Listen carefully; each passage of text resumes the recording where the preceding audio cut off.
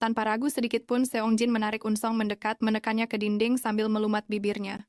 Ciuman itu dalam dan dahsyat membuatnya benar-benar kehabisan napas saat mereka akhirnya melepaskannya. Dia terlihat bingung, tangannya dengan lembut menyentuh mulutnya. Dengan suara pelan dia membuat pengakuan mengejutkan, bahwa itu adalah ciuman pertamanya. Seongjin tertegun dan langsung bertanya kenapa dia memberitahunya sekarang dan apakah dia menyesalinya. Sambil menggelengkan kepala, Unsong dengan malu-malu mengakui bahwa dia sebenarnya menyukainya, menambahkan lapisan kerumitan baru pada hubungan mereka. Ciuman itu membuat Unsong benar-benar kewalahan. Dia belum pernah merasakan sensasi yang begitu baru dan memabukkan merasakan ketidakberpengalamannya. Seongjin menariknya ke dalam pelukan yang menenangkan, meyakinkannya bahwa tidak perlu terburu-buru. Dia mengakui bahwa Unsong penuh kejutan, tidak pernah menyangka dia adalah tipe orang untuk pertemuan semacam ini. Saat Unsong bergulat dengan perilakunya yang nekat, tangan Seongjin bergerak turun, membuatnya tersentak. Dia segera berhenti, ekspresinya berubah serius saat dia bertanya, apakah ini pertama kalinya baginya?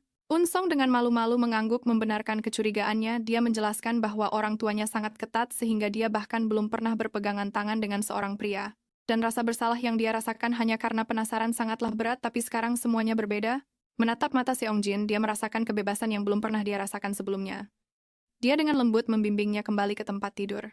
Memahami izin diam-diam darinya, kita kembali ke masa lalu, ke hari yang dingin dan bersalju. Unsong dengan rambut hitam aslinya berdiri sendirian di jalanan kota, terguncang oleh diagnosis yang menghancurkan. Kata-kata dokter terus menghantuinya. Kondisinya sudah parah, dan perjuangan di depannya akan sangat sulit. Inilah saat dunianya hancur berkeping-keping. Di ruang dokter yang dingin dan steril, Unsong menuntut untuk tahu berapa banyak waktu yang tersisa baginya. Prognosisnya brutal, paling lama 6 bulan. Tanpa pengobatan, dokter mengakui bahwa obat-obatan mungkin bisa memperpanjang hidupnya sedikit. Tapi dia tidak bisa menjamin itu akan menyelamatkannya. Kata-katanya memudar menjadi kebisingan latar belakang saat sebuah pikiran sederhana menguasainya. Usianya baru 29 tahun, berjalan dengan lunglai melewati jalanan bersalju di bulan Februari. Kota itu terasa seperti mimpi buruk yang mengerikan. Diagnosis itu nyata. Dia punya sisa waktu 6 bulan untuk hidup. Sehari setelah diagnosisnya, Unsong merasa mati rasa yang aneh. Dia sadar ini akan menjadi musim dingin terakhirnya. Tapi berita itu tidak terasa nyata saat bangun dia menjalani rutinitas paginya. Kenormalan itu membuatnya bertanya-tanya apakah semua ini hanyalah mimpi buruk. Di meja sarapan ibunya, Ken yang memperhatikan ekspresi kosongnya dan bertanya, ada apa? Unsong mengabaikannya, tapi ibunya menjadi jengkel. Menyuruhnya untuk bicara terus terang dengan tatapan tajam. Dia kemudian mengkritik penampilan putrinya. Bertanya apakah dia berencana pergi kerja dengan penampilan seperti itu. Unsong diam-diam setuju untuk mengancingkan kemejanya. Dan ibunya dengan dingin menyetujuinya, mengingatkannya untuk selalu terlihat rapi. Penilaian terus-menerus itu terasa lebih menyesakan dari sebelumnya. Ibunya yang dikenal sebagai Ken, yang selalu terobsesi dengan citra publiknya, dia membesarkan Unsong untuk menjadi anak yang sempurna. Anak penurut yang tidak akan pernah mempermalukan keluarga atau menodai reputasi mereka selama 29 tahun. Unsong mencoba memenuhi standar yang mustahil ini, tapi dia tidak pernah dipuji, hanya dianggap sebagai sebuah kekecewaan. Ketegangan memuncak ketika ibunya tiba-tiba bertanya tentang kunjungannya ke rumah sakit. Unsong dengan lemah lembut mengonfirmasi bahwa dia memang pergi ke rumah sakit, dan kecurigaan ibunya langsung memuncak. Bukannya menanyakan hasil pemeriksaan ibu, yang malah menginterogasinya karena terlambat. Lebih mengkhawatirkan aib keluarga daripada keadaan putrinya. Unsong pun menggenggam mangkuknya erat-erat, berpikir tentang bagaimana dia menjalani seluruh hidupnya dalam ketakutan, tapi sekarang dengan vonis mati di depan mata, sesuatu dalam dirinya pun meledak. Dia menggebrak meja dan langsung lari keluar pintu, meninggalkan ibunya yang meneriakkan namanya. Ini adalah aksi pemberontakan pertamanya. Untuk pertama kalinya dalam 29 tahun, Unsong merasa bisa benar-benar bernapas. Tekanan menyesakan dari kehidupan lamanya pun lenyap. Dia merenungkan rutinitasnya yang monoton, bangun tidur, bekerja, dan selalu khawatir menjadi putri yang sempurna, yang tidak akan membuat orang tuanya malu, tapi dengan vonis mati yang membayanginya, kehidupan seperti itu tidak lagi masuk akal. Sebuah tekad baru memenuhinya. Sadar waktunya tidak banyak lagi, Unsong membuat janji pada dirinya sendiri. Mulai saat ini dia akan hidup persis seperti yang dia inginkan, kembali ke perpustakaan kota. Unsong bertemu dengan rekannya Jian, langsung bertanya tentang kunjungannya ke rumah sakit dan hasil tes yang seharusnya dia dapatkan. Sambil memaksakan senyum, Unsong berbohong bahwa semuanya baik-baik saja. Jian berpura-pura khawatir, mengatakan kalau wajahnya pucat dan harus istirahat. Tapi dalam hatinya dia merasa kesal. Dia hanya teringat semua pekerjaan lembur yang biasa Unsong limpahkan padanya. Mengabaikan sindiran itu, Unsong duduk di mejanya, jari-jarinya menari lincah di atas keyboard. Dia membuka dokumen baru dan mengetik 2 kata sederhana, daftar keinginan. Menatap daftar keinginannya, Pikiran Unsong menjadi benar-benar kosong, tangannya membeku di atas mouse saat sebuah kesadaran pahit menghantamnya. Dia tidak pernah benar-benar memikirkan apa yang sesungguhnya dia inginkan. Satu-satunya keinginannya hanyalah harapan samar untuk menjadi bebas, tapi dia bahkan tidak tahu bebas dari apa. Tak mau lagi buang-buang waktu, dia mencetak sebuah dokumen dan bangkit untuk pergi, tapi rekannya yang kepo itu, Jian menghentikannya dengan pertanyaan aneh, menanyakan apakah Unsong juga akan menemuinya. Unsong hanya menatap balik dengan sangat bingung. Jian menyeringai mengatakan kalau tidak biasanya Unsong memperhatikan pria tampan, sindiran itu terasa lebih menyakitkan dari biasanya. Unsong merasa dihakimi dan tidak bisa hanya menertawakannya. Jian menjelaskan bahwa seorang pria telah menjadi topik hangat di antara para staf. Sejak musim dingin, lalu dia selalu muncul di ruang baca lantai 3 hanya untuk tidur sepanjang hari. Jian bergosip kalau pria itu pasti pengangguran, tapi kemudian mengakui kalau penampilannya itu level dewa. Pria misterius tukang tidur ini tidak lain adalah Sung Jin. Jian terus bergosip memberitahu rekan-rekannya bagaimana Sung Jin muncul secara teratur 3 kali seminggu. Yang paling heboh adalah sekitar jam 2 siang, seseorang selalu datang menjemputnya, dan orangnya selalu berbeda setiap saat. Para wanita lain terpesona menyebutnya seorang flower boy. Jian mencibir bahwa dia mungkin hanya seorang penggoda yang pengangguran, yang hidup dari ketampanannya, sambil mengakui mereka di sana hanya untuk cuci mata muak dengan obrolan kosong itu. Unsong tiba-tiba berdiri dan berjalan pergi meninggalkan Jian, yang bingung memanggilnya. Jian pun mengejarnya. Dia bertanya dengan cemas apakah ada yang salah. Unsong memasang senyum palsu bersikeras bahwa dia benar-benar baik-baik saja, dan hanya perlu ke toilet sebentar. Dia pun cepat-cepat pergi meninggalkan rekannya yang super kepo itu. Tapi begitu sendirian di lorong, topengnya pun terlepas. Unsong bertanya-tanya mengapa dia selalu refleks mengatakan hal itu. Dia baik-baik saja. Dia mengakui pada dirinya sendiri kalau itu bohong. Mana mungkin dia bisa baik-baik saja, yang sebenarnya adalah tidak mungkin dia bisa baik-baik saja lagi. Unsong tahu situasinya sudah tidak ada harapan. Bahkan operasi pun tidak akan menyelamatkannya. Dia membayangkan memberitahu rekan-rekan kerjanya, membayangkan rasa kasihan mereka yang basa-basi. Sebagai balasannya, dia harus berpura-pura berterima kasih. Sebuah siklus yang membuatnya muak. Dia merasa menyedihkan karena selalu menjadi keset membiarkan mereka melimpahkan pekerjaan padanya dan mengucilkannya. Tanpa sepatah kata pun, keluhan rasa frustrasi itu membuatnya ingin menangis. Dia berhenti mendadak di lorong. Dia merasa benar-benar tersesat, apalagi yang sebenarnya dia inginkan. Satu-satunya pikiran yang jelas adalah keinginan putus asa untuk lari dari semua ini. Saat Unsong berdiri kebingungan di lorong, sebuah suara tajam memecah keheningan. Bertanya apakah seseorang berencana untuk terus melarikan diri. Dia melihat ke bawah tangga dan melihat Sung Jin sedang berdebat dengan seorang wanita tak dikenal. Wanita itu meraih lengannya, tapi dia menyentakkannya kembali. Menyuruhnya berhenti. Menyusahkan, dia bilang dia bahkan tidak akan ada di sana. Jika saja wanita itu tidak datang ke rumahnya, wanita itu kemudian menjatuhkan sebuah bom, menyatakan bahwa mereka bertunangan. Tapi Sung Jin dengan dingin menolaknya mentah-mentah, mengingatkannya bahwa dia sama sekali tidak punya niat untuk menikahinya. Sung Jin dengan kejam mengingatkan wanita itu bahwa dia sudah menjelaskan niatnya.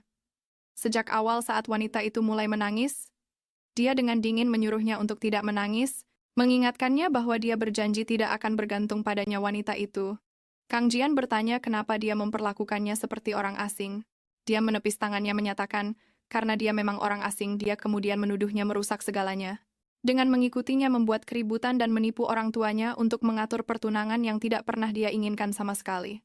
Jian dengan getir berkomentar bahwa ibunya sendiri mungkin hanya mencoba menjualnya dengan harga bagus. Dia lalu memberitahu Sung Jin bahwa jika saja dia bersikap baik, mereka masih bisa berhubungan baik. Tak tergerak, dia menyatakan bahwa itu sangat disayangkan. Tapi ini adalah akhir bagi mereka. Penolakan kejam terakhir itu terlalu berat bagi Jian. Dia hancur menangis, terseduh-seduh dan lari menyusuri lorong. Saat wanita itu pergi, Seong Jin akhirnya mendongak matanya mendarat tepat pada Unsong. Dia baru saja sadar kalau Unsong mendengar seluruh pertengkaran hebat mereka. Ketahuan tatapan tajam Sung Jin terkunci pada Unsong, dan dia langsung tahu kalau Unsong mendengar seluruh perpisahan kejam mereka. Dia benar-benar malu setengah mati, sementara sebagian dirinya berpikir itu salah mereka karena bertengkar di lorong umum. Dia tetap merasa bersalah karena membuat drama mereka menjadi tontonan tanpa mengucapkan sepatah kata pun. Seong Jin perlahan menaiki tangga, setiap langkah mempersempit jarak di antara mereka. Dia berhenti tepat di ruang pribadinya.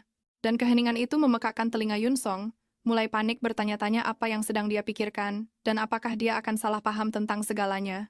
Saat Seong Jin semakin mendekat, Unsong bersiap untuk yang terburuk. Dia yakin dia akan menegurnya karena menguping, tapi bukannya marah, dia berhenti dan sedikit menundukkan kepalanya. Dia dengan tenang meminta maaf karena terlalu berisik.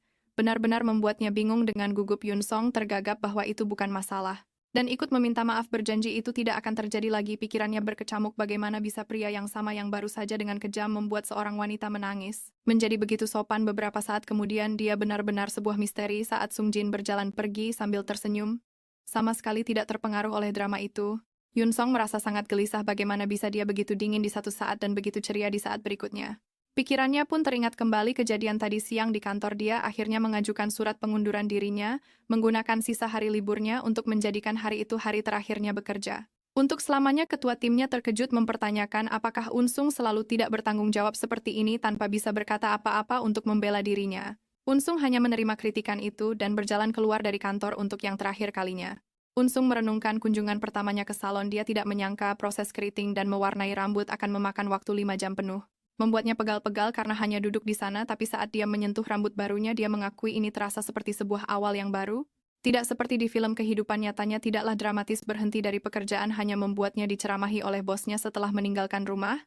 Dia langsung membutuhkan pakaian baru dan tempat tinggal. Untuk saat ini kamar hotel harus cukup sambil dia memikirkan langkah selanjutnya. Unsung tahu dia tidak bisa tinggal di hotel selamanya. Jadi dia memulai proses melelahkan mencari apartemen dengan mengunjungi kantor-kantor agen properti. Dia segera menyadari bahwa mencari tempat tinggal hanya untuk 6 bulan, hampir mustahil membuatnya frustrasi. Dia menjatuhkan diri ke tempat tidurnya, saat itulah dia sadar bahwa dia tidak hanya mencari sebuah kamar, dia sedang mencari sebuah alasan. Sebuah alasan untuk berhenti merasa hidupnya tidak berarti, dan kesempatan untuk akhirnya melepaskan dirinya yang lama yang terkekang tepat saat dia memiliki kesadaran mendalam ini. Perutnya berbunyi keras menyadari dia belum makan sejak malam sebelumnya. Unsung memutuskan untuk tidak memesan layanan kamar dan mencari makanan enak di luar. Saat dia berjalan menyusuri lorong hotel, dia hampir menabrak wajah yang tidak asing. Pria yang dia lihat di perpustakaan tadi, dia juga mengenalinya, dan bertanya apakah Unsung sedang berkencan. Dengan gugup Unsung menyangkalnya, tapi sebelum dia bisa menjelaskan, pria itu dengan mulus merangkul bahunya. Benar-benar terkejut, dia langsung berharap seandainya tadi dia berbohong dan mengatakan ya, pria itu dengan lancar memperkenalkan dirinya sebagai Cho Song Jin.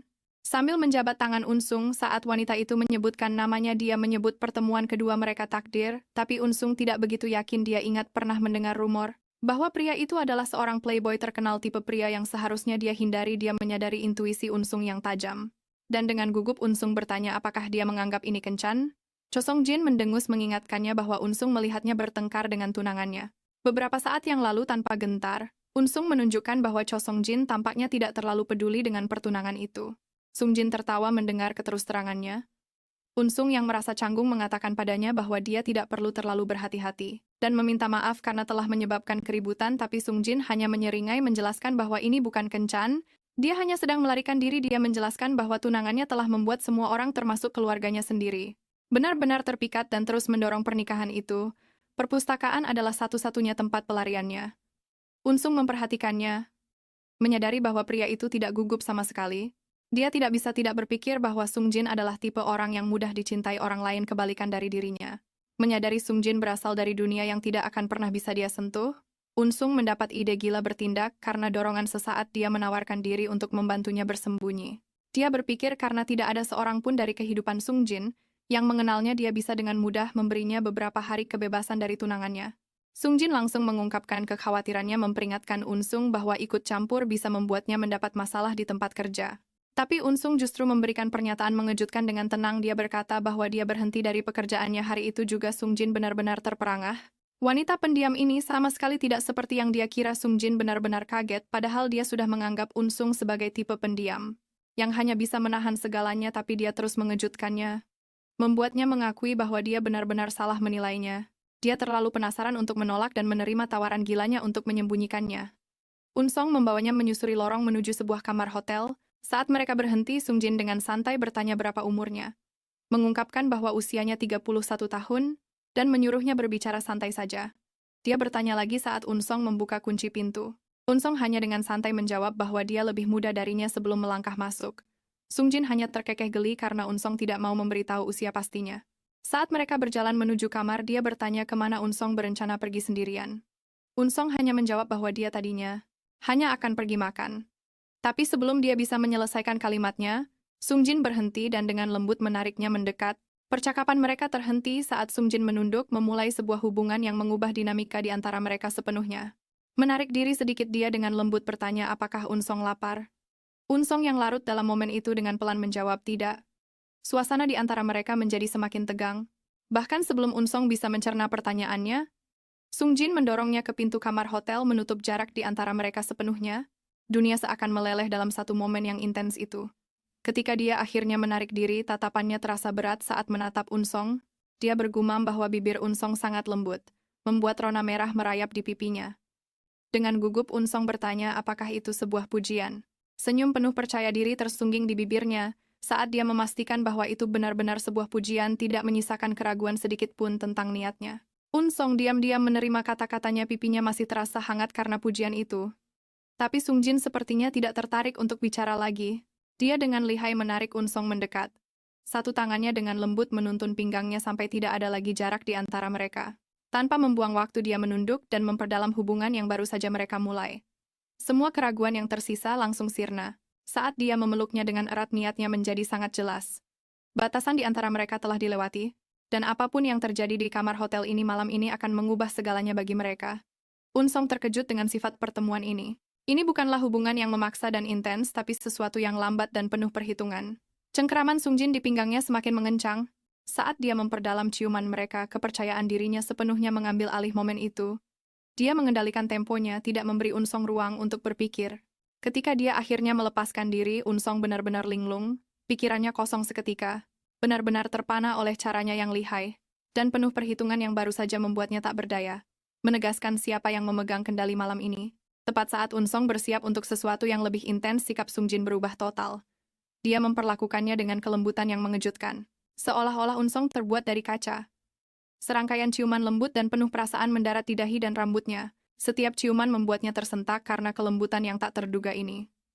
Pendekatan yang sangat hati-hati. Ini adalah hal terakhir yang dia duga. Diliputi oleh sensasi baru ini, Unsong terkejut dengan reaksinya sendiri. Dia tidak pernah tahu tubuhnya bisa begitu sensitif terhadap sentuhan seseorang yang begitu lembut dan penuh perhatian. Benar-benar membuatnya tak berdaya. Keesokan paginya suara alarm menggelegar di dalam kamar dan sebuah tangan dengan cepat menyambar untuk mematikannya. Mata Unsong perlahan terbuka, dan pikiran pertamanya adalah sebuah kebiasaan. Dia harus bersiap-siap untuk bekerja. Tapi kemudian kenyataan tentang kehidupan barunya menyadarkannya. Dia sudah berhenti kerja. Dia tidak harus pergi kemanapun. Saat dia bergeser, di tempat tidur rasa sakit yang tajam menusuk punggungnya. Membuatnya meringis kesakitan. Dia mengerang pelan, merasakan dampak hebat dari malam mereka yang penuh gairah. Tubuhnya benar-benar harus menanggung akibatnya. Keputusan baru-baru ini saat matahari mulai terbit, Unsong menyadari suara dering yang terus-menerus. Dia pun berbalik, dan terkejut mendapati Seong Jin sudah bangun. Dan tersenyum padanya, dia bertanya apakah dia membangunkannya. Tapi Unsong diam-diam bilang tidak, padahal Seong Jin tahu dia bohong. Dia bertanya apakah Unsong merasa malu. Sekarang Unsong langsung bersembunyi di bawah selimut, membenarkan dugaannya dengan senyum jahil. Seong Jin mencondongkan tubuhnya dengan main-main, mengingatkannya bahwa semalam dia jauh lebih berani. Komentarnya membuat Unsong benar-benar salah tingkah, sementara dia terlihat sangat senang. Masih malu-malu, Unsong dengan iseng memukul dadanya. Menyuruhnya berhenti mengatakan hal-hal yang tidak perlu, tapi Seong Jin lebih cepat menangkap pergelangan tangannya dan melakukan gerakan yang sangat berani. Yang membuatnya terdiam, Seong Jin tetap memasang senyum jahil di wajahnya. Bertanya apakah Unsong lebih suka pria pendiam? Mencoba menenangkan diri dia. Menyatakan lebih suka pria yang tidak akan membuatnya malu. Seong Jin tahu dia bohong dan menyebutnya pembohong. Dan bersikeras bahwa Unsong sama sekali tidak keberatan. Saat dia mendekat, kepercayaan dirinya mengalahkan protes lemah Unsong. Seong Jin terus menggodanya, mengklaim bahwa diam-diam Unsong lebih menyukai tipe pria yang lebih intens, wajahnya pun memerah padam. Unsong mencoba menyangkalnya, tapi Seong Jin hanya mendekat dan berbisik bahwa itu adalah kebenarannya. Dia kemudian menawarkan untuk menjelaskan secara rinci betapa dia menikmati tindakan Unsong semalam membuatnya mundur. Karena malu, dia lalu pura-pura meminta maaf atas lelucon kasarnya. Tapi senyum puas di wajahnya mengatakan segalanya. Unsong hanya bisa menunjukkan hal yang sudah jelas, dia sama sekali tidak terlihat menyesal. Seong Jin bertanya apakah getaran membangunkannya, menjelaskan bahwa dia baru tidur selama 1 jam. Masih linglung, Unsong duduk tegak. Tapi Seong Jin dengan lembut menariknya kembali ke dalam pelukannya, menyuruhnya untuk tidur lebih lama karena matahari terbit masih jauh. Mendekat, dia membisikkan ide lain. Dia menyarankan jika Unsong tidak keberatan, dia bisa beristirahat dengan nyenyak setelahnya. Mereka menghabiskan sedikit lebih banyak waktu berkualitas bersama. Sebelum Unsong bisa menjawab, dia mengunci kesepakatan itu dengan ciuman lembut. Membuatnya tidak punya ruang untuk menolak, tapi momen hening itu tiba-tiba pecah oleh suara ponsel yang bergetar tanpa henti di meja nakas. Layarnya menyala tepat sebelum jam 6 pagi menampilkan notifikasi yang luar biasa. Dia mendapat 97 panggilan tak terjawab. Luar biasanya 89 panggilan dari ibunya dan 8 lagi dari ayahnya, jelas sekali kepergiannya yang tiba-tiba telah membuat mereka panik total. Ensong bangun kesiangan sudah lewat jam 10 pagi ketika dia akhirnya memeriksa ponselnya. Layarnya dibanjiri hampir 100 panggilan, tak terjawab sebagian besar dari ibunya yang panik, tapi inilah bagian yang paling menyakitkan. Tidak ada satupun dari rekan kerjanya. Kenyataan pahit tentang keterasingannya meresap setelah meninggalkan hotel. Dia mengirim pesan dingin kepada ibunya, pesan singkat yang menyuruhnya untuk tidak mencarinya. Dia tahu orang tuanya yang terobsesi dengan penampilan hanya akan berbohong tentang keberadaannya. Pikiran itu menjijikkan tapi juga terasa sangat melegakan dengan urusan orang tuanya yang sudah beres. Ensong langsung menuju ke kantor real estate. Dia segera menandatangani sewa 1 tahun untuk villa pertama yang bisa dia tempati. Sewanya sangat mahal. Tapi siapa peduli lagi pula? Dia tidak perlu khawatir tentang menabung untuk masa depan lagi. Tiba di rumah barunya yang kosong, dia menyadari Seongjin sudah lama pergi. Dia meyakinkan dirinya sendiri bahwa ini yang terbaik. Tapi di dalam hatinya penyesalan menghantamnya dengan keras. Merasa kewalahan, dia bertanya-tanya apa yang ada di pikirannya. Saat kenangan jelas tentang malam penuh gairah, mereka melintas di benaknya. Unsong tenggelam dalam ingatan saat mereka berbicara santai. Seperti teman lama setelah malam intim. Mereka baginya ini adalah penyimpangan besar dari kehidupan normalnya. Tapi dia menduga bagi pria itu mungkin hanyalah rutinitas biasa. Tiba-tiba suara klik pintu memecah kesunyian. Dia berbalik benar-benar terkejut. Seongjin berdiri tepat di sana. Dia bertanya mengapa pria itu tidak pergi dengan tenang. Seongjin menunjuk ke sebuah catatan yang dia tinggalkan, yang mengatakan dia akan segera kembali. Lalu dia bertanya apakah wanita itu seharian di tempat tidur tanpa makan sama sekali, membuatnya benar-benar lengah. Seongjin dengan tenang meminta Unsung untuk memberinya waktu sejenak untuk menjawab pertanyaannya. Unsung meminta maaf, mengakui bahwa dia hanya terkejut dengan kembalinya pria itu. Pria itu kemudian dengan santai menjelaskan bahwa dia habis mandi. Itulah sebabnya dia hanya mengenakan pakaian dalamnya, benar-benar salah tingkah. Unsung tidak tahu bagaimana harus bereaksi. Dia tiba-tiba menarik Unsung ke dalam pelukan dari belakang, mengungkapkan bahwa dia menunggunya agar mereka bisa makan bersama saat dia menawarkan untuk membayar makanan mereka. Unsung bingung. Dia bertanya apakah pria itu punya uang karena dia bilang dia diusir. Seongjin menjelaskan rasanya tidak enak membiarkan wanita itu yang membayar, seolah-olah dia memanfaatkan seorang gadis yang kabur dari rumah. Dia bersikeras untuk menanggung biaya makan mereka selama mereka bersama. Dia kemudian mengungkapkan bahwa masa menginapnya di hotel berakhir hari ini, dan mengusulkan agar mereka pergi ke tempat baru. Unsung bingung. Unsung mengira maksudnya adalah rumah pria itu sendiri. Tapi Seongjin menjelaskan bahwa dia ingin tinggal bersama Unsung. Bertanya apakah wanita itu mau menyembunyikannya selama beberapa hari. Permintaan mendadak itu membuatnya curiga. Dia bertanya apakah Seongjin berbohong tentang diusir dan pria itu. Dengan cepat menyangkalnya, Seongjin mengumumkan mereka akan makan di jalan dan memberitahunya sudah waktunya pergi. Dia kemudian menawarkan lengannya untuk digandeng oleh Unsung, tapi Unsung hanya menyilangkan lengannya sendiri. Menyadari keraguan Unsung, dia dengan main-main bertanya apakah wanita itu lebih suka memegang pinggangnya saja. Dengan gugup dia bergumam meminta lengannya, dan dengan cepat mengaitkan lengannya dengan lengan pria itu. Seongjin memperingatkannya untuk tidak bertingkah seperti ini di depan umum, dan Unsung setuju untuk mencobanya. Sambil mencondongkan tubuh, dia memberinya ciuman lembut di kepala, menambahkan dengan seringai bahwa jika dia masih mau dia akan melakukannya. Unsung tidak bisa menahan tawanya. Saat mereka berbelanja perlengkapan untuk tempat baru Unsung, pikirannya benar-benar kacau. Di satu sisi dia sangat curiga. Dia terus bertanya-tanya apakah Seongjin hanyalah seorang benalu pemalas atau mungkin bahkan seorang penipu yang pandai bicara. Tapi kemudian dia menatap pria itu, dan semua kecurigaannya lenyap begitu saja. Dia tidak bisa menyangkalnya pria itu benar-benar tampan saat Seongjin mendorong troli mereka. Unsung memperhatikan postur tubuhnya yang tinggi, bahu yang lebar dan fisik yang hebat saat mereka melanjutkan berbelanja. Unsung menjadi sangat malu. Penampilan Seongjin yang memukau menarik perhatian semua orang. Unsung mencoba melepaskan diri, tapi Seongjin dengan cepat menghentikannya. Bertanya mengapa wanita itu kabur dan dengan main-main mengeluh bahwa dia menyakiti perasaannya. Dia menyuruh Unsung untuk tidak khawatir tentang apa yang dipikirkan orang lain. Kemudian mereka makan malam sederhana dengan hamburger. Seongjin khawatir itu tidak cukup.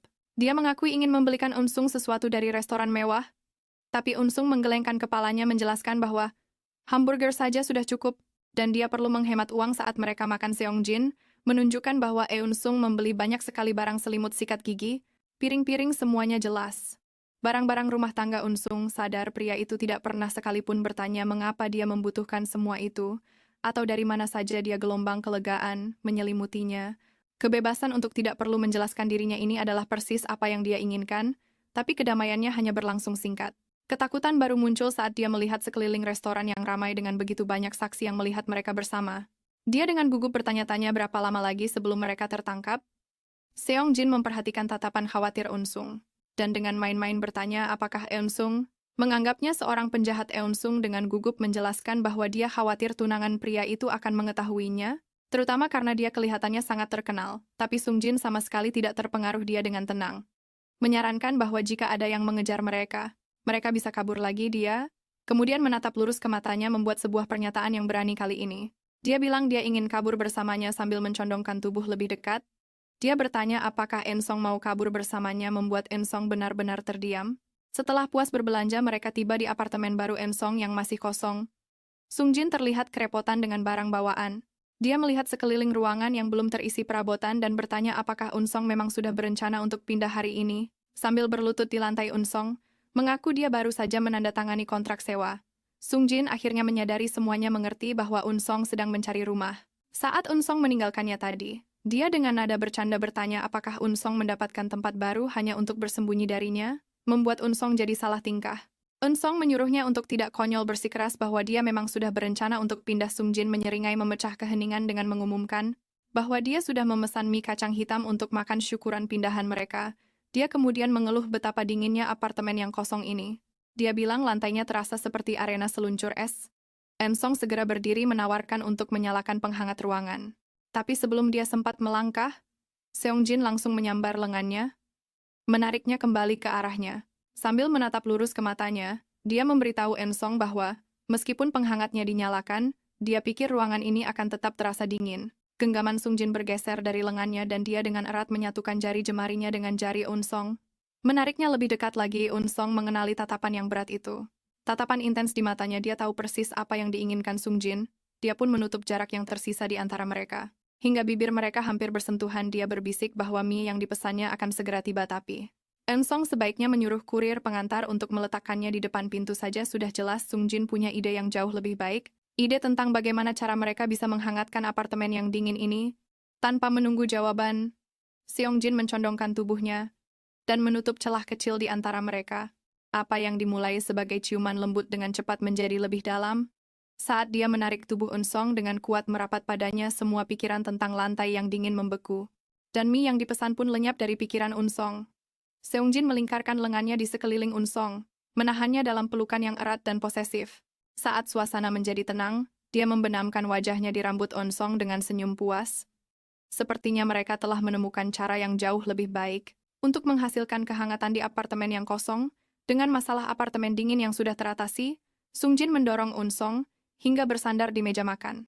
Setelah malam yang jelas-jelas mengubah hubungan mereka, selamanya adegan beralih ke keesokan paginya.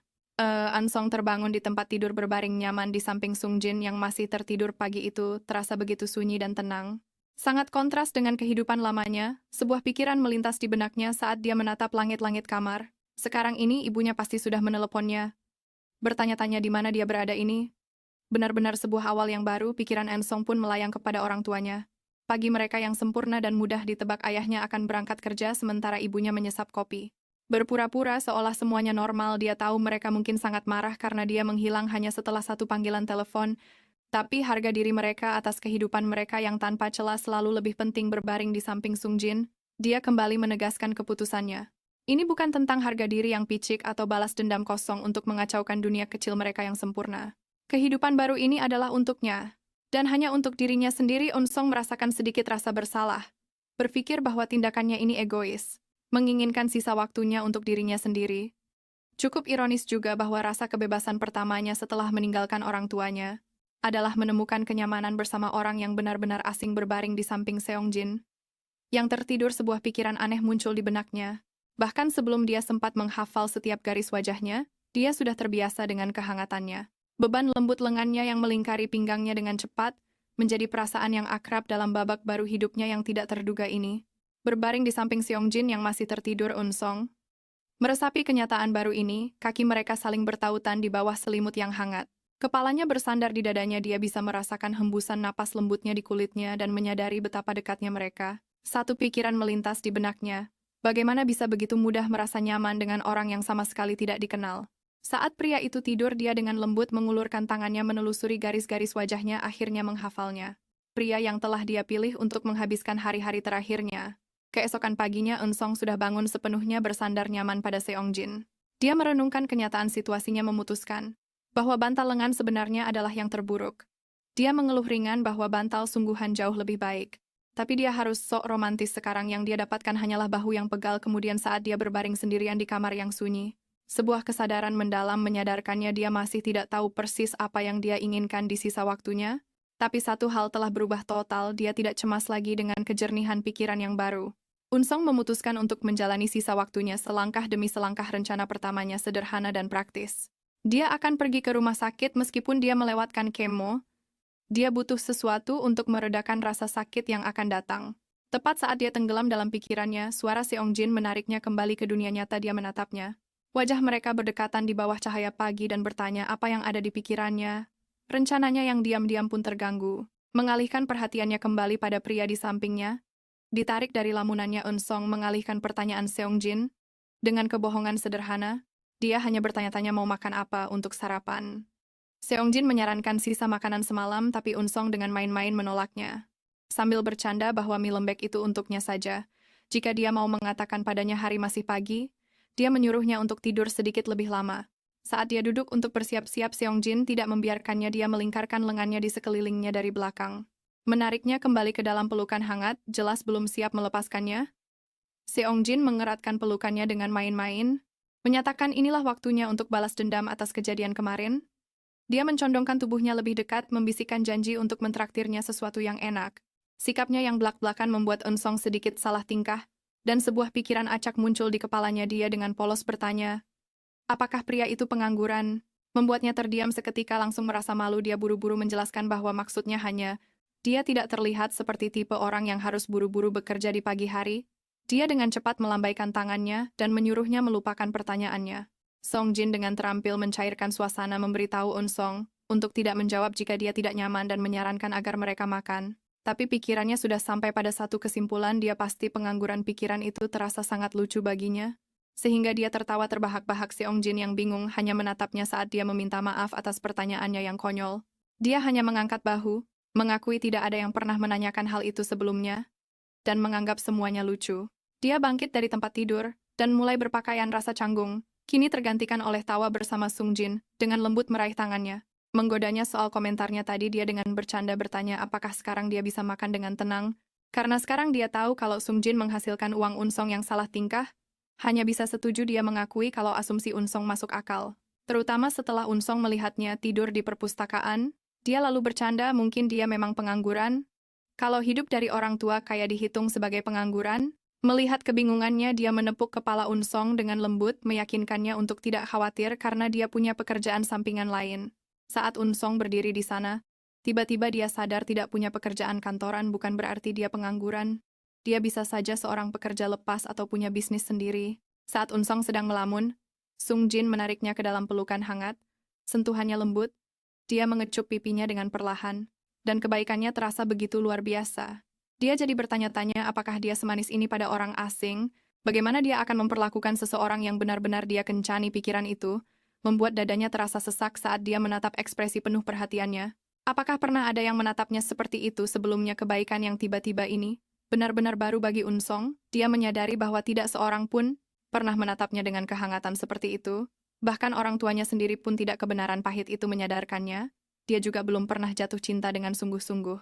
Sebuah kilas balik menunjukkan dirinya saat masih SMA yang pendiam, selalu menonton dari pinggir lapangan saat orang lain mengalami kisah cinta. Dia bertanya pada dirinya sendiri, apakah dia pernah memandang seseorang dan benar-benar merasa orang itu pantas dicintai? Kembali ke masa kini, dia memperhatikan Sung-jin berpakaian. Tapi Sung-jin tiba-tiba berbalik dan menangkap tatapan tajamnya. Pikirannya melayang kembali ke hubungan masa lalunya. Sebuah hubungan di mana pujian tertingginya hanyalah cukup baik bersama. Itu adalah cinta yang didasari oleh rasa puas diri, bukan gairah. Tapi saat dia memperhatikan Sung-jin, sesuatu menyadarkannya ini terasa berbeda. Dengan tekad yang baru dia berjalan lurus ke arahnya. Dia memanggil namanya, suaranya tegas dan jelas menatap lurus ke matanya Unsong. Mengumumkan bahwa ada sesuatu yang penting yang ingin dia tanyakan, membuat Sung Jin dan para penonton penasaran di akhir cerita setelah makan siang yang menyenangkan. Jae-han memberitahu Sung Jin bahwa dia harus pergi ke suatu tempat dan bersiap-siap untuk keluar dari mobil. Sung Jin bertanya kemana dia akan pergi. Dan dia dengan santai menjawab bahwa dia hanya perlu mampir sebentar ke rumah sakit, meyakinkannya bahwa itu bukan masalah serius. Hal ini langsung menarik perhatiannya. Dengan sedikit senyum miring dia, tiba-tiba mengulurkan tangannya, dan meminta nomor teleponnya. Jae-han yang terkejut hanya menatapnya, benar-benar bingung dengan tindakannya yang berani. Sung Jin pun menjelaskan, meminta ponselnya agar dia bisa mengurusnya sendiri. Tanpa menunggu izin, Sung Jin mengambil ponselnya dan memasukkan nomornya. Dia menyuruh Jae-han untuk mengiriminya pesan saat urusannya di rumah sakit. Selesai dengan santai, menawarkan untuk menjemputnya. Jae-han yang bingung bertanya mengapa dia melakukan itu. Dengan senyum menawan dia berkata, itu adalah hal terkecil yang bisa dia lakukan mengingat hubungan mereka. Kata-katanya yang samar, namun penuh makna itu, menyentilnya. Jae-han terdiam, tiba-tiba merasa seperti cangkang kosong. Dia menyadari dengan berat hati bahwa dia tidak pernah benar-benar mencintai siapapun dan juga tidak pernah dicintai. Unsong sampai pada sebuah kesadaran yang kuat, dia tidak pernah benar-benar mencintai siapapun dengan waktunya yang hampir habis. Dia tahu dia harus merasakannya setidaknya sekali. Mengumpulkan semua keberaniannya, tangannya dengan gugup mencengkeram ke mejanya. Dia menatap matanya dan melontarkan sebuah bom yang mengejutkan, memintanya untuk berkencan dengannya. Tapi dia langsung menambahkan syarat bahwa hubungan ini punya batas waktu, itu hanya akan berlangsung sampai musim gugur. Ajakan sementaranya yang aneh itu menggantung di udara, membuat Seong Jin benar-benar terpana oleh permintaan putus asanya. Unsung akhirnya memberanikan diri untuk mengajak Seong Jin berkencan, tapi pria itu langsung menolaknya mentah-mentah. Dia meminta maaf dan menjelaskan bahwa dia masih harus menyelesaikan urusan pertunangannya yang membuat kencan menjadi rumit.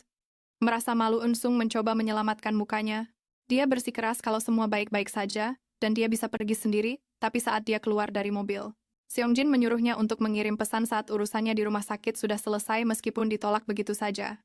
Tawarannya untuk menjemputnya masih berlaku, membuatnya hanya bisa setuju dalam diam sebelum menutup pintu. Unsung merasa terpukul oleh penolakan cepat Seong Jin. Dia mengakui pada dirinya sendiri kalau rasanya agak nyesek, tapi dia tidak menyesal. Setidaknya dia cukup berani untuk akhirnya mengatakan perasaannya. Saat dia berjalan sendirian melewati kota, adegan beralih ke rumah sakit. Di dalam, Unsung duduk untuk jadwal konsultasinya. Dr. Ji-wook menyapanya dengan hangat, tapi dia kaget melihat Unsung datang sendirian. Dia mengetuk-ngetuk keyboardnya. Sebelum bertanya kenapa dia datang sendiri hari ini, penasaran dengan siapa yang biasanya dia bawa, Unsung mengonfirmasi kalau dia sendirian. Dia langsung memotong pertanyaan Dr. Ji-wook tentang orang tuanya. Dia menolak untuk memberitahu mereka dan langsung ke intinya. Dia bertanya apa yang akan terjadi sekarang. Menebak kalau sisa hidupnya mungkin tinggal 6 bulan lagi. Ji-wook terlihat khawatir. Dia menjelaskan bahwa penyakitnya berkembang lebih cepat pada pasien yang lebih muda. Dia membenarkan bahwa perkiraan waktunya kemungkinan besar benar. Dia mendesaknya untuk mempertimbangkan kembali pengobatan dan berbicara dengan keluarganya. Tapi keputusannya sudah bulat. Unsung mendongak. Ekspresinya tenang saat dia memberitahunya bahwa dia hanya ingin pergi dengan damai menerima takdirnya. Dr. Ji-wook bertanya pada Unsung apakah dia merasakan sakit yang parah. Dia mengaku sering sakit kepala dan masalah perut, tapi bersikeras rasa sakitnya masih bisa ditahan untuk saat ini. Ji-wook tidak mau mempermanis kenyataan. Dia memperingatkannya bahwa kondisinya akan semakin parah dan meresepkan beberapa obat pereda nyeri. Saat Unsung pergi, teleponnya berdering. Ternyata itu Seong Jin menanyakan apakah konsultasinya sudah selesai. Dia memberitahu kalau dia tidak akan pulang sampai waktu makan malam daripada makan sendirian. Unsung tersenyum. Dia menyarankan agar mereka makan bersama nanti dan bertanya apa yang ingin Seong Jin makan. Unsung menutup teleponnya. Seulas senyum tipis penuh arti terukir di wajahnya. Percakapan mereka terasa begitu alami, seolah-olah mereka sudah biasa makan bersama selama bertahun-tahun. Dia berpikir betapa membingungkannya, Seong Jin pria itu menolak pengakuannya tanpa ragu sedetik pun. Tapi dia khawatir saat Unsung pergi ke rumah sakit. Dia cemas tapi tidak pernah bertanya apa yang salah, malah menyarankan makanan ringan yang akan bersahabat dengan perutnya. Saat berjalan di lorong, dia bertanya-tanya harus menyebut hubungan ini apa. Meski begitu, dia mengakui pada dirinya sendiri bahwa cara pedulinya yang aneh terasa menenangkan. Bulan Februari berlalu begitu saja, dan sebelum Unsung menyadarinya waktu sudah menunjukkan awal Maret. Saat dia membuka tirai, dia merenungkan bagaimana dia belum melakukan apa-apa. Yang berarti namun waktu terus berjalan ini adalah perasaan yang aneh baginya. Dia teringat orang tuanya yang keras yang selalu mengajarinya bahwa bermalas-malasan adalah membuang-buang hidup. Karena mereka dia tumbuh dengan keyakinan bahwa tidak melakukan apa-apa adalah sebuah dosa dan hidup dalam ketergesa-gesaan yang konstan. Tapi sekarang saat melihat keluar jendela dengan senyum tenang, dia menyadari kehidupan yang tenang dan sederhana ini tidaklah seburuk itu. Hari-hari Unsong berjalan dengan sederhana. Dan nyaman dia makan saat lapar, tidur saat lelah, dan menghabiskan sisa waktunya menonton film. Bersama Song Jin setelah seumur hidup selalu terburu-buru, kehidupan yang santai ini terasa sangat membahagiakan dan memanjakan. Dia sadar belum pernah bertemu orang yang hidup sebebas ini. Sung Jin sama sekali tidak peduli dengan rencana atau jadwal, dia bisa saja sedang asyik makan di rumah. Lalu tiba-tiba memutuskan ingin sesuatu yang lain, dan langsung menyeretnya keluar rumah untuk mendapatkannya. Membuatnya tidak punya pilihan. Selain mengikuti kemauannya sebentar, Seong Jin sudah berpakaian rapi dan merapikan dasinya. Siap untuk pergi, tapi sedetik kemudian dia tiba-tiba memutuskan sedang tidak ingin pergi dan menarik Unsong kembali ke tempat tidur bersamanya. Sambil berbaring di sana dia bertanya apakah Seong Jin membencinya karena malas dan murung dengan senyum lembut. Seong Jin hanya mengelus rambutnya dan mengatakan padanya tidak apa-apa. Keyakinan tenangnya adalah hal yang dia butuhkan menenangkan kecemasan lama yang muncul karena kehidupannya yang baru. Dan lambat ini, kenyamanan sederhana ini terasa lebih nyata dari apapun saat Unsong berbaring bersama Seong Jin. Dia menyadari bahwa meskipun mereka sangat bertolak belakang, dia tidak pernah lebih menikmati kebersamaan dengan seseorang. Dia hanya mengatakan padanya bahwa selama Unsong bahagia, hanya itu yang penting baginya. Beberapa hari kemudian dia bangun dan langsung terduduk di tempat tidur. Kaget menemukan Sun Jin sudah bangun dan berpakaian. Dia berdiri di sana tampak gagah dengan pakaian kerjanya, dengan senyum miring percaya diri di wajahnya. Dia dengan main-main bertanya apakah itu benar-benar mengejutkan. Bahwa dia bangun pagi membuat Unsang sedikit bingung. Sung Jin menepuk kepala Unsung, memberitahunya bahwa dia hanya akan keluar sebentar. Saat dia dengan lembut mengelus rambutnya, Unsong mencium aroma sabunnya yang bersih bertindak karena dorongan tiba-tiba. Unsong mengulurkan tangan dan meraih celananya membuatnya berhenti total. Dia segera membungkuk kembali, ekspresinya berubah. Dia bertanya apakah Unsong ingin dia tetap di sini? Sambil memegang tangannya, Sun Jin dengan lembut memberitahunya bahwa jika dia menahannya, dia tidak akan pergi. Pilihan sepenuhnya ada di tangan Unsong, dan rencananya bisa menunggu Sung Jin berdiri di dekat tempat tidur, berpakaian lengkap dan siap untuk beraktivitas. Unsong memperhatikannya, ekspresinya tidak terbaca. Dia mulai mengulurkan tangan padanya, tapi menahan diri dengan pelan mengatakan dia tidak akan menahannya. Dia berhenti sejenak duduk di tepi tempat tidur. Unsong benar-benar bingung. Barang-barangnya perlahan mengambil alih apartemennya, namun dia tidak tahu apa yang sebenarnya dia pikirkan. Apakah dia akan tinggal atau pergi? Merasakan pertanyaannya yang tak terucapkan, Sung Jin memberinya senyum lembut dan berjanji akan kembali. Lalu pergi keluar pintu. Malam harinya Sung Jin berjalan santai ke sebuah kantor perusahaan, menarik perhatian di meja resepsionis. Para karyawan berbisik bahwa pria tampan itu adalah teman CEO mereka. Choi Ji-wook. Sung Jin memasuki kantor Ji-wook dengan sapaan santai. Tapi sambutannya sangat dingin. Ji-wook langsung menghadapinya bertanya, teman macam apa yang mengadukan kelemahan temannya sendiri kepada ibunya? Sikap main-main? Sun Jin menghilang saat dia dengan tegas berkata, menyebut nama lengkap Ji-wook tanpa gentar. Ji-wook hanya menyeringai mengingatkannya bahwa dia punya posisinya sendiri untuk dikhawatirkan. Ji-wook mengelak dari tuduhan itu dengan santai, membahas bagaimana Sung Jin akhirnya membatalkan pertunangannya. Sung Jin mengonfirmasinya dengan tenang, menyuruh Ji-wook untuk menjelaskan semuanya kepada kakak laki-lakinya dan memberitahu bahwa dia baik-baik saja. Kita kemudian melihat mengapa Ji-wook berada dalam situasi yang berantakan ini. Sebuah kilas balik mengungkapkan bahwa ketika Ji-wook memulai perusahaannya, orang tua Sung Jin berinvestasi padanya, dan sebagai imbalannya mereka memintanya untuk memata-matai putra mereka, lalu melapor kembali pada keluarga. Ji-wook merasa seperti pengkhianat tak tahu malu, tapi mencoba meyakinkan diri kalau ini entah bagaimana juga salah Sung Jin. Ji-wook mendesak Seong Jin tentang mantan tunangannya Kang Ji-an, bertanya-tanya kenapa dia kabur berbulan-bulan bukannya langsung mengakhiri semuanya. Dia ingat kalau Ji-an awalnya tampak baik-baik saja, tapi perilakunya menjadi posesif dan sedikit agresif. Seong Jin menjelaskan kalau dia tidak membencinya sampai wanita itu bergerak di belakangnya, meyakinkan keluarganya untuk memaksakan pertunangan. Ji-wook menyeringai mengatakan kalau kekacauan ini bisa dihindari jika saja Seong Jin punya pacar lain. Senyum menawan Seong Jin sebagai balasan justru membuat Ji-wook makin kesal, yang menyuruhnya untuk tidak menggunakan wajah itu sembarangan. Ji-wook menuduh Seong Jin selingkuh, tapi Seong Jin dengan santai menyangkalnya, mengklaim kalau dia tidak pernah benar-benar pacaran dengan siapapun. Tidak terkesan Ji-wook menuntut untuk tahu tentang semua wanita lain yang pernah terlihat bersamanya. Sung Jin menjelaskan kalau hubungannya dengan Jian adalah kesepakatan bersama untuk tidak saling mengganggu dan mereka bukanlah pasangan sungguhan. Percakapan itu memicu kilas balik bagi Ji-wook. Momen mengejutkan saat Unsong dengan berani mengajak Sung Jin kencan saat Ji-wook memproses ingatan itu. Sung Jin hanya tersenyum manis dan memberikan permintaan maaf palsu. Ji-wook ingat memberi Unsong alasan yang dibuat-buat, tapi wanita itu hanya mengangguk dan menerimanya tanpa protes. Dia merasa seluruh percakapan itu sangat hambar dan tidak personal kembali ke masa kini. Song Jin mengangkat alisnya bertanya, apakah Jiwook sedang membicarakan kencan? Song Jin pun membela diri. Dia menyatakan sudah jelas dari awal, dan mereka tidak pernah membuat janji apapun. Dia pikir tidak adil bagi Jiwook untuk menyiratkan kalau dia memanfaatkannya. Tapi Jiwook menghela napas berpikir bahwa siapapun yang sedekat itu secara fisik dengan Song Jin pasti akan salah paham. Jiwook ingat bagaimana Jae-hyun mencoba membuat hubungan mereka serius tapi sikap dingin. Song Jin tidak pernah goyah. Dalam hati Jiwook sangat marah menyebutnya bajingan tidak bertanggung jawab yang selalu lolos karena dia tampan. Kembali ke masa kini, Jiwook memberitahu Seung Jin kalau kakak-kakaknya ingin dia meminta maaf. Seung Jin hanya menyeringai.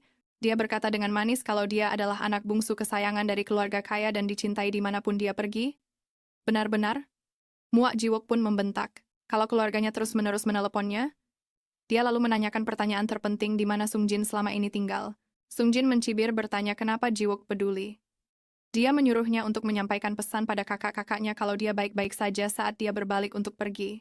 Jiwook mencoba menghentikannya tapi Sung Jin sudah selesai dengan percakapan itu. Dia mengumumkan kalau dia memang akan pulang dan melangkah menuju pintu, tapi yang berdiri di seberang sana adalah Un Song yang menyapa dengan sopan. Jiwook membeku. Ini memicu ingatan saat pertama kali bertemu dengannya. Dia memiliki rambut panjang, rambut hitam dan ekspresi yang sangat ketakutan di wajahnya.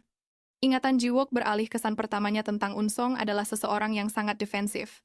Dan berhati-hati dia melihatnya sebagai orang yang dibesarkan dengan ketat, seseorang yang tidak boleh diganggu.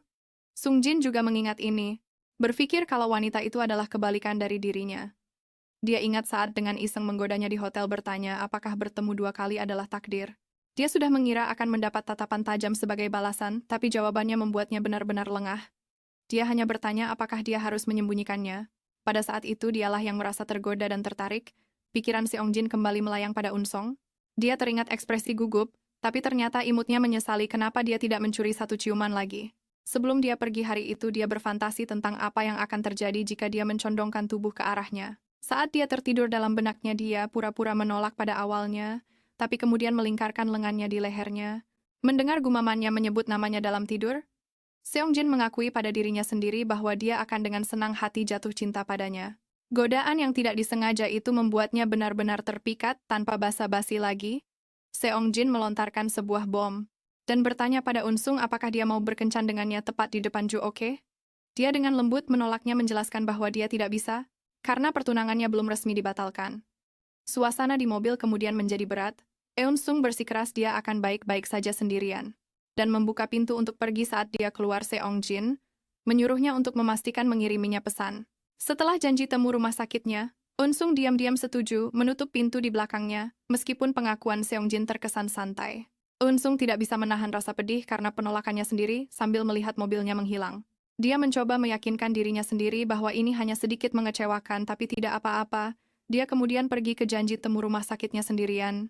Di dalam, Jiwook menyambutnya dengan senyum hangat. Senang melihatnya kembali. Saat dia duduk, dia langsung menyadari sesuatu. Dia bertanya mengapa dia datang sendiri lagi hari ini dengan nada khawatir dalam suaranya. Jiwook bertanya lebih jauh tentang keluarganya. Tapi Un Sung langsung menolaknya, menyatakan dia tidak akan memberitahu orang tuanya. Dia langsung ke intinya. Bertanya terus terang padanya apakah dia punya sisa waktu setengah tahun. Ekspresi dokter berubah muram. Dia menjelaskan bahwa untuk pasien yang lebih muda, penyakitnya berkembang lebih cepat dan tebakannya, kemungkinan besar benar. Dia mendesaknya untuk tetap mencoba pengobatan, untuk mendiskusikannya dengan keluarga, tapi Un Sung dengan tenang memotongnya dengan pikiran yang sudah bulat. Dia memberitahunya bahwa jika waktunya hampir habis, dia ingin pergi dengan tenang. Jiwook bertanya apakah dia merasakan ketidaknyamanan. Eun Sung mengabaikannya, mengatakan dia sudah terbiasa sakit perut, dan rasa sakitnya saat ini masih bisa ditahan, tapi Jiwook tahu yang sebenarnya. Dia dengan serius memberitahunya bahwa rasa sakitnya hanya akan memburuk, dan meresepkan sesuatu untuk mengatasinya. Setelah meninggalkan ruangannya, teleponnya berdering. Itu Sung Jin. Dia bertanya apakah dia sudah selesai. Dan dia memberitahunya bahwa dia sedang dalam perjalanan pulang. Dia berencana untuk kembali sore hari dan bertanya tentang makan malam. Senyum kecil muncul di wajahnya saat dia menyarankan mereka makan bersama saat Un Sung meninggalkan rumah sakit. Pikirannya dipenuhi pertentangan yang semuanya berpusat pada Sung Jin. Dia benar-benar sebuah misteri. Dia menolak pengakuannya. Tapi dia khawatir saat dia pergi ke rumah sakit, dia tidak pernah mencampuri atau bertanya apa yang salah, hanya menunjukkan perhatiannya dengan cara-cara kecil. Seperti menyarankan makan malam yang ringan untuk perutnya. Dia tidak tahu harus menyebut apa hubungan aneh mereka, tapi saat berjalan di jalan, senyum kecil terbentuk di wajahnya saat ini caranya yang diam-diam peduli, terasa anehnya menenangkan. Februari berlalu dalam sekejap dan tiba-tiba sudah awal Maret Unsung merenungkan bagaimana dia menghabiskan waktunya. Tidak melakukan apa-apa sama sekali, ini bertentangan dengan semua yang diajarkan orang tuanya.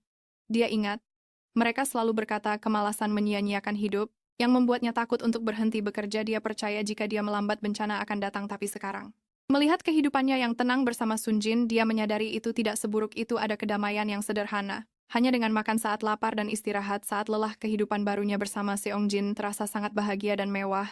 Hari-harinya kini dihabiskan untuk kesenangan sederhana yang tidak pernah ia izinkan untuk dirinya sendiri sebelumnya, seperti tidur sampai siang saat dia lelah, atau menonton film bersamanya. Dia merenungkan bagaimana dia belum pernah bertemu orang yang begitu bebas dan tanpa kekang. Seong Jin benar-benar tidak bisa ditebak. Baru saja mereka makan di rumah, menit berikutnya dia tiba-tiba ngidam dan langsung menyeretnya keluar untuk mencari sesuatu yang baru. Sifatnya yang spontan, sangat jauh berbeda dari kehidupannya yang kaku. Dan itu adalah perubahan yang ia sukai baru saja. Seong Jin terlihat rapi dengan setelan jasnya. Terlihat seolah-olah dia akan menaklukkan dunia. Detik berikutnya dia benar-benar berubah pikiran dan langsung menjatuhkan diri ke tempat tidur. Sambil menyatakan kalau dia terlalu malas berbaring di pangkuannya, dia bertanya apakah Unsong membencinya karena begitu tak terduga dan impulsif. Unsong mulai mengatakan sesuatu teringat akan masa lalunya yang kaku, tapi Seong Jin dengan lembut memotongnya. Sambil mengelus rambutnya, dia berkata, tidak apa-apa, yang terpenting baginya adalah Unsong, bahagia penerimaannya. Yang sederhana itu membuatnya benar-benar tak bisa berkata-kata. Unsong tidak bisa menahan perasaan bahagia yang mendalam, dan tak bisa dijelaskan setiap kali dia bersama Seong Jin, seorang pria yang merupakan kebalikan dari dirinya. Beberapa hari berlalu dalam kebahagiaan yang damai ini. Suatu pagi Unsong terbangun saat duduk di tempat tidur. Dia kaget melihat Seong Jin. Sudah mengenakan setelan jas yang rapi, terlihat siap untuk menghadapi dunia. Dia bertanya mengapa Seong Jin sudah bangun. Dengan seringai percaya diri, dia bertanya apakah begitu mengejutkan kalau dia bangun pagi untuk sekali ini. Membuatnya terdiam sejenak dan salah tingkah karena penampilan profesionalnya tepat saat dia akan berangkat untuk hari itu. Seong Jin mencondongkan tubuh ke tempat tidur, berjanji pada Unsong bahwa dia akan segera kembali. Dia dengan lembut mengelus rambutnya. Dan Unsong terpikat oleh aroma sabun yang sederhana darinya, tapi dengan gaya khasnya dia membalikkan keadaan sepenuhnya, bukannya pergi. Dia kembali ke tempat tidur dan meraih tangannya dengan tatapan tajam. Dia bertanya apakah dia harus tinggal. Dia menegaskan bahwa jika Ensong memintanya untuk tetap tinggal, dia tidak akan pergi kemanapun, menyerahkan keputusan sepenuhnya di tangan Ensong. Seong Jin duduk di tepi tempat tidur sudah siap untuk beraktivitas. Dia mengulurkan tangannya ke Unsong, meyakinkannya bahwa dia tidak akan melarang Unsong melakukan apapun yang dia mau.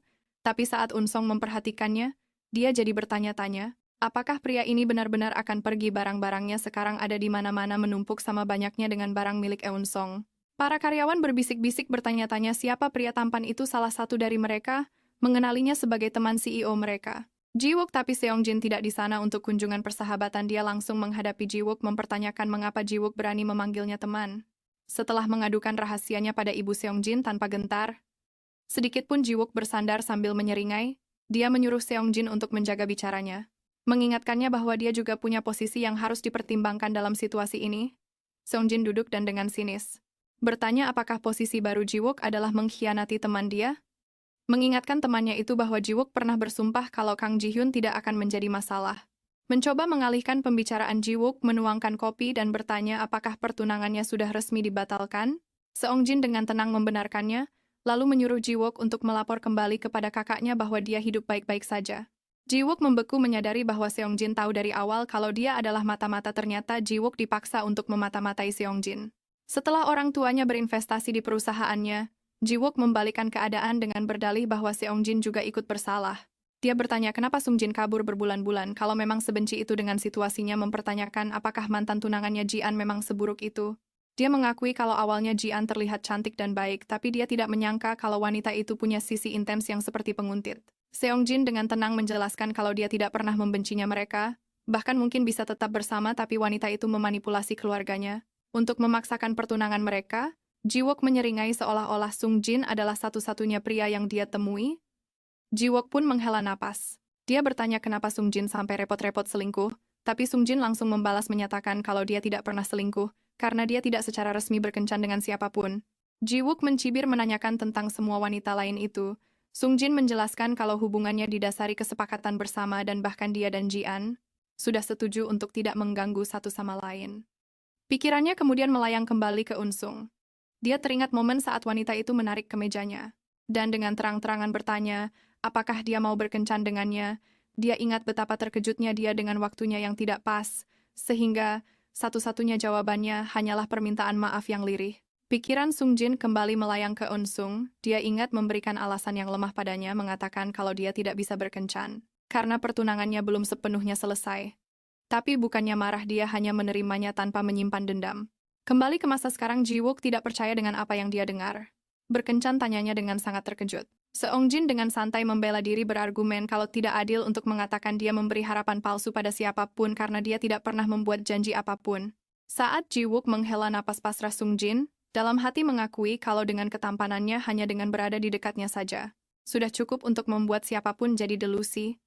Ji-wook diam-diam mendidih menyebut Sung Jin seorang playboy tidak bertanggung jawab, yang selalu lolos dari apapun hanya karena dia tampan.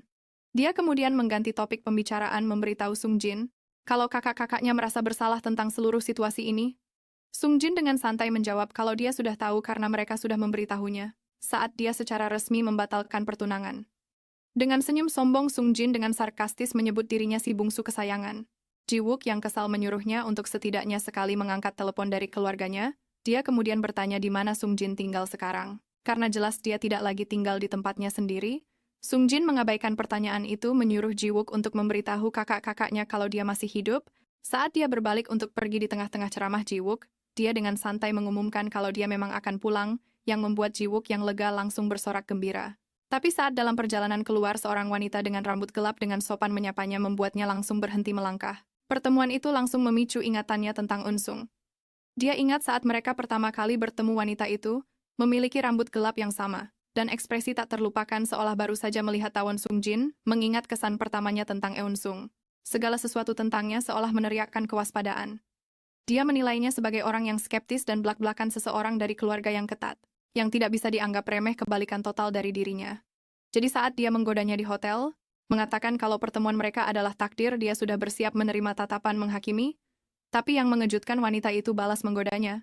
Dia memperhatikan bibirnya bergetar meskipun matanya tetap tenang di balik ekspresi datarnya itu.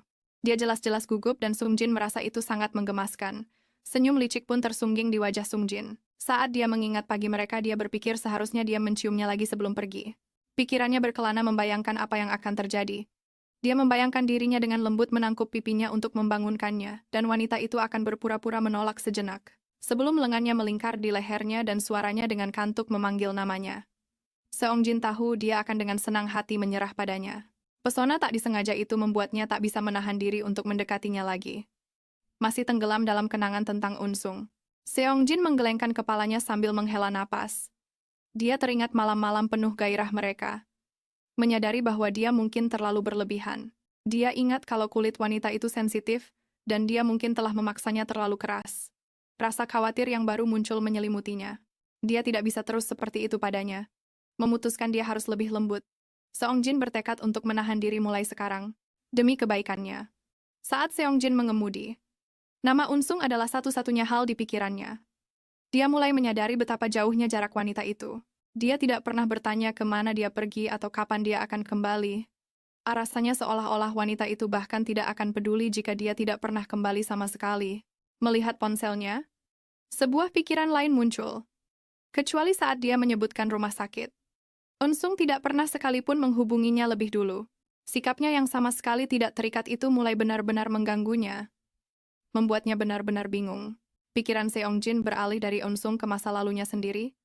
Dia tumbuh sebagai putra bungsu di keluarga kaya, tapi hidupnya tidaklah sederhana. Ibunya meninggal dunia saat dia baru berusia 11 tahun.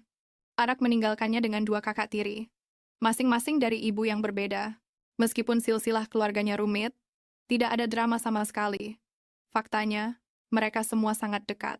Kakak-kakaknya selalu memastikan dia baik-baik saja, dan ayahnya sangat memanjakannya, memberinya uang yang cukup untuk seumur hidup, dan berjanji akan selalu ada lebih banyak lagi.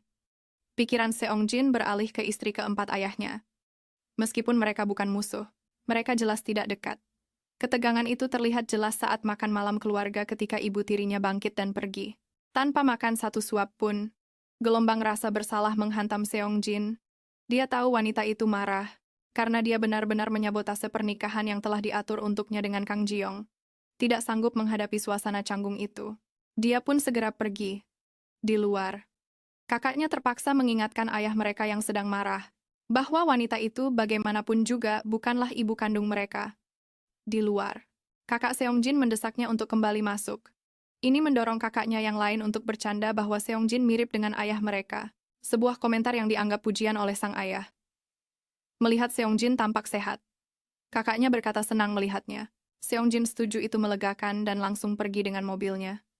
Meninggalkan keluarganya di belakang saat Seongjin bersiap untuk pergi, kakak-kakaknya menyuruhnya untuk berhati-hati dan segera berkunjung lagi. Menambahkan bahwa seorang wanita bernama Gian sedang menunggunya. Dengan jawaban singkat, mengerti, dia melompat ke dalam mobilnya dan melesat pergi. Saat mengemudi melintasi kota, Seongjin merenungkan gaya hidup ayahnya dan bertanya-tanya apakah dia mirip dengannya. Tidak seperti kakak-kakaknya, dia tidak pernah bertujuan untuk membangun keluarga yang sempurna. Kenyataannya adalah dia benci hubungan yang rumit. Jadi dia selalu berpegang pada hubungan santai tanpa ikatan apapun. Seongjin terus merenungkan pilihan hidupnya. Mengatakan pada dirinya sendiri bahwa dia menghindari komitmen hanya karena dia benci mengingkari janji dan menyakiti orang lain. Dia tiba di apartemennya sendiri dan memasukkan kode sandi. Tapi pintu itu hanya berbunyi akses ditolak. Dia malah memasukkan kode milik Unsung. Menyadari betapa wanita itu telah menjadi bagian dari hidupnya, dia menghela napas, lalu memasukkan kode yang benar, dan masuk ke dalam. Kembali di apartemennya, Seongjin akhirnya menurunkan pertahanannya, mengakui pada dirinya sendiri bahwa dia peduli pada Unsung. Dia terkulai lemas di sofanya karena kelelahan baru 2 minggu berlalu, tapi dia tidak bisa berhenti memikirkan tempat tinggal wanita itu.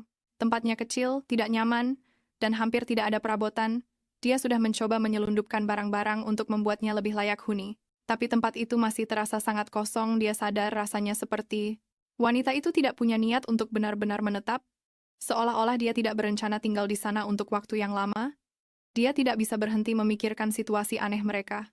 Unsong sama sekali tidak tertarik dengan pekerjaan rumah, jadi mereka selalu hidup dari makanan pesan antar, tapi akibatnya selalu parah. Setelah makan, dia akan memegangi perutnya kesakitan dan berkeringat dingin. Bukannya mengeluh, dia hanya menelan beberapa pil dan memaksakan diri menahan rasa sakitnya. Dia pernah menyarankan untuk memasak di rumah, tapi wanita itu langsung menolaknya dengan alasan tidak bisa memasak. Bahkan ketika Seongjin menawarkan untuk melakukan semuanya sendiri, dia tetap menolak, tidak membiarkannya membeli penanak nasi sederhana sekalipun.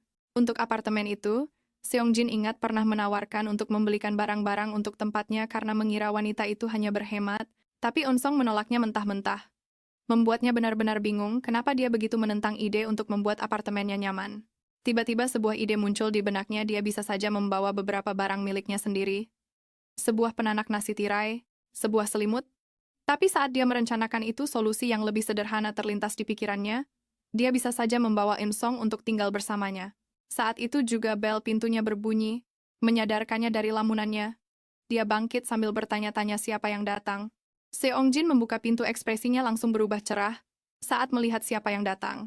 Yang berdiri di lorong adalah Jiwook Seongjin, menyilangkan tangannya menuduh Jiwook sebagai penguntit sama seperti Jion. Tanpa terpengaruh, Jiwook menjelaskan kalau dia dengar Seongjin melewatkan makan malam dan datang untuk memeriksanya. Dia mencoba masuk, tapi Seongjin secara fisik menghalangi pintu. Frustrasi Jiwook mengeluh tentang sifat Seongjin yang sangat tertutup, melihat dia tidak akan bisa masuk. Dia malah menyarankan mereka pergi minum-minum. Seongjin akhirnya setuju, tapi hanya jika mereka pergi ke tempat yang sepi. Jiwook mencibir permintaan mendadak Seongjin untuk bar yang sepi, tapi dia dibuat terdiam oleh apa yang terjadi selanjutnya. Seongjin ternyata meminta izin untuk membawa seseorang bahkan sebelum Jiwook sempat bereaksi. Seongjin sudah menekan nomor telepon. Senyum bahagia yang mencurigakan terpancar di wajahnya. Dia dengan riang bertanya pada Unsong apakah wanita itu sibuk. Jiwook diam-diam menguping, benar-benar bingung dengan sisi baru temannya ini di seberang telepon. Unsong, yang sama sekali tidak sadar dengan situasinya, mengkonfirmasi kalau dia baru saja keluar sebentar dan berada di dekat sana saat Seongjin dengan riang bertanya ada apa di telepon. Adegan beralih kembali ke kantornya. Dia mengkonfrontasi Jiwook, ingin tahu kenapa dia menjodohkannya dengan Jaehan. Seongjin menuduhnya menjual seorang teman hanya untuk mencari muka, mengingatkan Jiwook bahwa dia berjanji gadis itu tidak akan jadi merepotkan. Jiwook dengan gugup mengakui kalau awalnya memang terlihat seperti itu. Seongjin kemudian mengkonfirmasi bahwa dia telah membatalkan pertunangan dan dengan dingin memberitahu Jiwook Untuk memastikan kakak laki-lakinya tahu bahwa dia baik-baik saja sendirian meninggalkan temannya yang terlihat sangat kalah, Jiwook akhirnya membocorkan alasan sebenarnya dia mengatur kencan buta itu saat dia mengambil uang investasi dari orang tua Seongjin. Mereka membuatnya berjanji untuk menjadi mata-mata mereka. Dia harus mengawasi Seongjin dan melaporkan semuanya kembali kepada kakak laki-lakinya. Seongjin bertanya apakah Jae-han terlibat dalam rencana itu, tapi kemudian dia mengungkapkan sesuatu yang mengejutkan, dia sudah menolak gadis itu. Jiwook yang kaget bertanya kenapa dia masih menemuinya, tapi Sungjin menjelaskan semuanya cewek yang menyetujui persyaratannya bukanlah Gian. Itu adalah Unsong. Setelah teleponnya selesai, Jiwook menunjukkan kalau Seungjin terlihat anehnya kesal. Seungjin kelihatannya benar-benar kaget dengan komentar itu. Tapi Jiwook tidak percaya begitu saja dia menjelaskan kalau rasanya aneh saja melihat sisi lain dari temannya itu. Dia belum pernah melihat Seungjin tersenyum sebahagia itu saat menelepon siapapun sebelumnya, baik itu untuk cowok, cewek, atau bahkan keluarganya sendiri. Mencoba menenangkan diri, Seungjin memalingkan wajah dan menepisnya sambil bilang kalau mereka hanya kenalan biasa. Jiwook mendengus jelas tidak percaya dan menyuruh temannya untuk pergi menemuinya sambil mengakui kalau dia punya firasat bagus. Sambil memandangi kota yang berkilauan, Unsong merenungkan hubungannya dengan Sungjin. Dia meyakinkan dirinya sendiri kalau mereka santai, hubungan tanpa komitmen adalah persis seperti yang selalu dia inginkan, dan hanya sebatas itu saja. Kemudian Sungjin menunggunya di bar khusus anggota yang sepi yang sering dia datangi untuk mencari ketenangan saat Unsong akhirnya tiba. Dia langsung meledeknya dia dengan bercanda menegurnya karena terus-terusan menatap ponselnya. Padahal mereka seharusnya sedang berkencan membuatnya benar-benar lengah dinamika saling ledek mereka yang santai dengan cepat memenuhi ruangan itu. Saat Seongjin menunggu Unsong, Jiwook memperhatikannya menatap ponsel dengan lekat. Dia mengira cewek itu nempel terus. Dan membombardirnya dengan pesan tahu. Kalau temannya benci hal itu, Jiwook menyarankannya untuk memutuskan hubungan saja. Kalau dia sudah mulai mengganggu, tapi Seongjin mengungkapkan kalau yang terjadi justru sebaliknya cewek itu tidak mengiriminya pesan sama sekali. Jiwook jadi bingung, jadi Seongjin menjelaskan kesepakatan mereka tidak ada kontak, tidak ada pertanyaan meskipun dia sendiri yang membuat aturan itu. Dia membanting ponselnya ke meja, jelas-jelas terganggu dengan sikap diam cewek itu. Seongjin pun menjelaskan, kalau Unsong hampir tidak tahu apa-apa tentangnya, hanya nama dan umurnya. Dia lalu berbohong pada Jiwook bilang kalau dia mengaku pengangguran. Karena cewek itu tidak pernah meminta apapun darinya. Jiwook merasa ini sangat lucu dan tertawa terbahak-bahak. Membayangkan temannya yang kaya raya itu berpura-pura menjadi pengangguran, kemudian dengan serius Jiwook bertanya bagaimana mereka bertemu. Seongjin menjawab dengan belak-belakan di sebuah hotel. Jiwook mengira cewek itu sama saja seperti Seongjin, tapi dia langsung membantahnya. Sambil memutar-mutar es di gelasnya, Seongjin dengan tegas menyatakan kalau cewek itu adalah kebalikannya. Seongjin berpikir betapa berbedanya Unsong. Dia ingat kalau cewek itu sangat bertanggung jawab sampai-sampai dia cemas kalau tidak melakukan apa-apa. Dan merasa bersalah hanya karena tidur sampai siang. Unsong tidak nempel terus atau mengganggunya. Jadi bukankah dia pasangan sempurna yang selalu diinginkan Songjin? Saat Sungjin menatap kosong, Jiwook tiba-tiba menyadari sesuatu. Dia menunjukkan kalau Unsong bilang dia menyukainya. Sama seperti cewek-cewek lain yang pernah bersama Sungjin, karena Sungjin tidak pernah punya hubungan emosional yang dalam dengan siapapun. Jiwook tidak mengerti kenapa temannya itu tiba-tiba jadi sangat pemilih. Tapi Sungjin tahu situasi kali ini benar-benar berbeda. Meskipun dia mengakui Unsong bukan tipe biasanya, faktor kuncinya adalah cewek itulah yang mendekatinya lebih dulu. Dia ingat sudah menegaskan dari awal kalau dia tidak punya niat untuk benar-benar pacaran. Seongjin ingat. Dia dengan belak-belakan memberitahu Unsong kalau dia tidak mau pacaran dan bagaimana cewek itu menerimanya tanpa mengusirnya. Sekilas rasa bersalah melintas di benaknya, tapi terlepas dari apa yang dikatakan Jiwook, Seongjin yakin akan satu hal, Unsong menyukainya itu adalah fakta. Dia teringat kembali semua cara gadis itu, membuktikannya dia selalu memberinya ruang dan menuruti semua kemauannya, bahkan saat dia terlihat sangat muak. Dia membayangkan lengan lembut gadis itu melingkari lehernya, dan gestur penuh kasih sayang yang diberikannya berpegang pada kenangan ini sebagai bukti. Seongjin meyakinkan dirinya sendiri bahwa dia menganggap semua gestur lembut gadis itu hanya sebagai kasih sayang biasa, tapi tiba-tiba rona merah muncul di wajahnya. Saat sebuah pikiran baru membuatnya terdiam, mungkin saja dia jatuh cinta pada gadis itu jauh lebih dalam dari yang pernah dia bayangkan. Jiwook menyadari reaksi aneh temannya dan bertanya, ada apa? Sebelum Seongjin bisa menjawab, suara ketukan sepatu hak tinggi menggema di seluruh bar. Seorang wanita modis muncul memanggil namanya, dengan senyum cerah dia dengan riang mengumumkan bahwa dia merindukannya, membuat Seongjin benar-benar terkejut oleh kedatangan tak terduga wanita baru ini. Jin bertanya pada Seongjin apakah mereka bisa bertemu lagi sekarang setelah mereka putus, tapi dia menolaknya mentah-mentah. Seongjin mengatakan bahwa dia tidak bisa percaya apa yang akan dilakukannya. Selanjutnya Jin bersumpah tidak akan membuat masalah lagi, tapi isi hatinya mengatakan hal yang berbeda. Dia ingat berjuang mati-matian untuk pertunangan mereka, memohon pada ayah Seongjin dan menyingkirkan saingan manapun yang mendekat. Meskipun sebelumnya gagal jelas dia belum menyerah, dia mengatakan pada Seongjin bahwa dia menyesal dan bahkan sudah menyerahkan cincin pertunangan. Berharap mendapat kesempatan lagi, Jin mencoba mengklaim bahwa dia tulus. Tapi Seongjin sudah benar-benar muak dengan permainannya. Dia menyuruhnya pulang sambil menjatuhkan bom bahwa dia sudah bersama orang lain. Sekarang mata Jin menyipit saat dia menuntut untuk tahu siapa orang itu. Seongjin menjawab dengan samar, hanya menyatakan bahwa itu adalah seseorang yang tidak dia kenal, menyadari bahwa saingannya adalah seorang wanita Ji Hyun. Bertanya apakah dia bahkan tidak diizinkan minum bersamanya lagi. Seongjin berdiri dengan tegas dan mengatakan tidak. Sebelum dia bisa membantah, Seongjin menyatakan bahwa mereka bukan siapa-siapa lagi sekarang.